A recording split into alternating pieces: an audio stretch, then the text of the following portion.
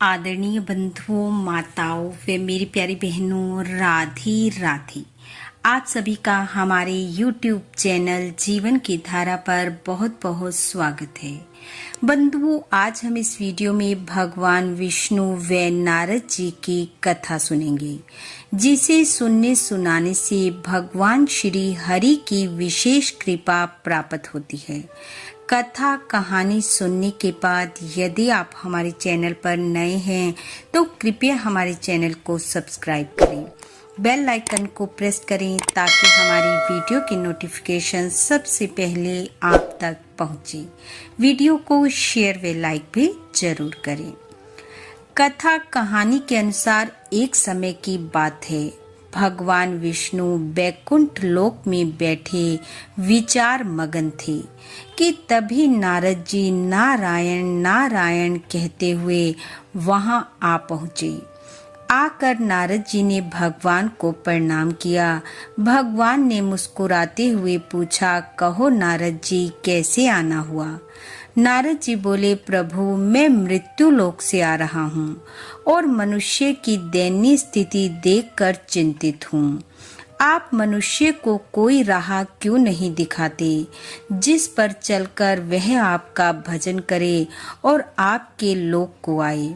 नारद जी की बात सुनकर भगवान मुस्कुराए और कहने लगे, नारद जी, मनुष्य की दयनीय स्थिति का जिम्मेदार स्वयं मनुष्य है।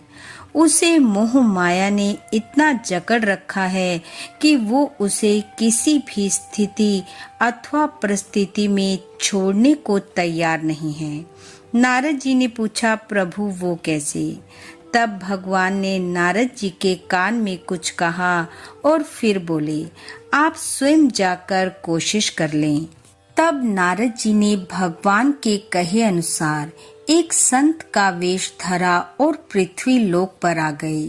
संत वेश में नारद जी एक साहूकार के द्वार पर पहुँचे। जाकर नारायण नारायण की आवाज लगाई। साहूकार बाहर आया, पूछा, महाराज क्या चाहिए?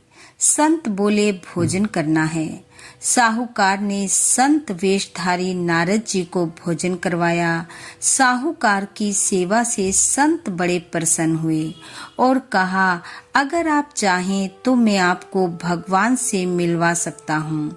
यह सुनकर साहूकार ने कहा, हे महाराज, भगवान से तो मैं भी मिलना चाहता हूँ, पर अभी मेरा बेटा छोटा है, वह बड़ा हो जाए तब भगवान से मिलूंगा।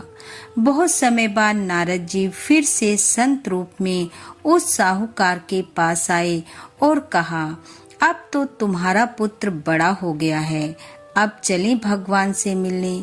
साहूकार बोला, महाराज, उसकी सगाई हो गई है, उसका विवाह हो जाता, घर में बहू आ जाती, तब मैं चल पड़ता। यह सुन संत चले गए। 3 वर्ष बाद फिर से लौटे। देखा साहूकार के आंगन में बहू घूम रही है।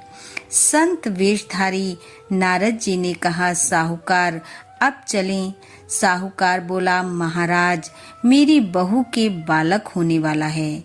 मेरे मन में यह इच्छा ही रह जाएगी कि मैंने पोते का मुंह तो देखा ही नहीं। एक बार पोता हो जाए तब चलेंगे। संत वेशधारी नारद जी फिर वापस भगवान के पास लौटे और कहा, प्रभु, कैसा है ये मानव? साक्षात भगवान के दर्शन करवाने की बात कह रहा हूँ, फिर भी सुनता नहीं। भगवान बोले, नारद जी, आगे आगे देखो क्या होता है, जाओ अब पुणे जाओ। नारद जी फिर से आए, लेकिन इस बार अब तक साहूकार मृत्यु को प्राप्त हो चुका था। नारद जी ने सोचा, प्रभु ये क्या लीला है? तब ध्यान लगाया तो देखा वह साहूकार बैल बना सामान ढो रहा है। संत वेशधारी नारद जी बैल के पास गए और जाकर कान में कहा, अब तो आप बैल हो गए हो, अब भी भगवान से मिल लो, समय है।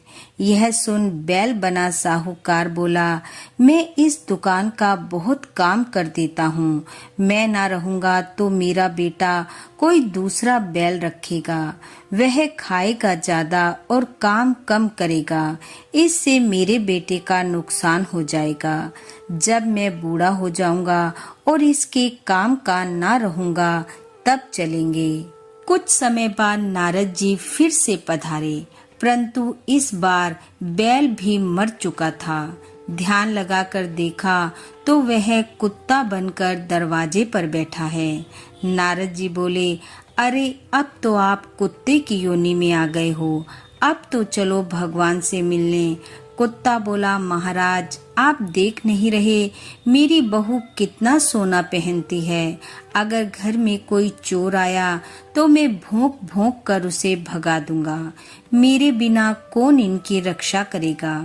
यह सुन नारद जी फिर से लौट गए और अब जब अगली बार आए तो देखा कुत्ता भी मर चुका है और साहूकार मेंढक बना घर के पास स्थित गंदी नाली में टर टर कर रहा है। इस बार नारद जी को बड़ी दया आई और कहा, साहूकार जी अब तो आपकी दुर्गति हो चुकी है और कितना गिरोगे। अब तो चलो श्री हरि से मिलने। यह सुन मेंढक क्रोध से बोला, अरे महाराज मैं यहाँ बैठकर अपने नाती पोतों को देखकर प्रसन्न हो जाता हूँ।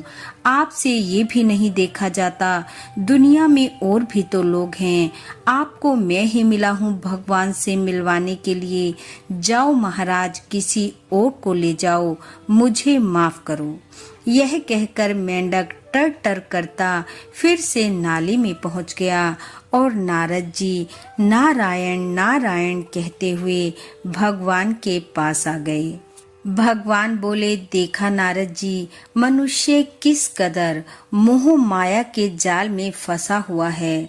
चाहता तो है मुझसे मिलना लेकिन प्रयास नहीं करता, और यदि थोड़ा बहुत प्रयास करता भी है तो फिर से मोह माया के थपेड़े उसे भव सागर में ले जाते हैं और वह वहीं भटकता रहता है।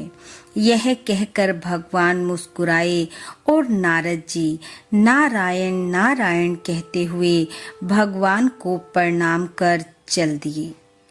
इस प्रकार बंधुओं, संत जनों का हमारे जीवन में आना इस बात का संकेत है कि वह हमें इस भव सागर से पार कर भगवान तक ले जाना चाहते हैं।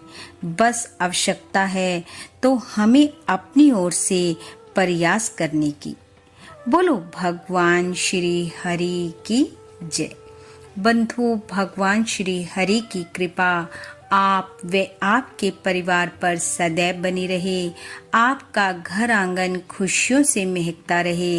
इन्हीं शुभकामनाओं के साथ आप सबका बहुत बहुत धन्यवाद। राधे राधे।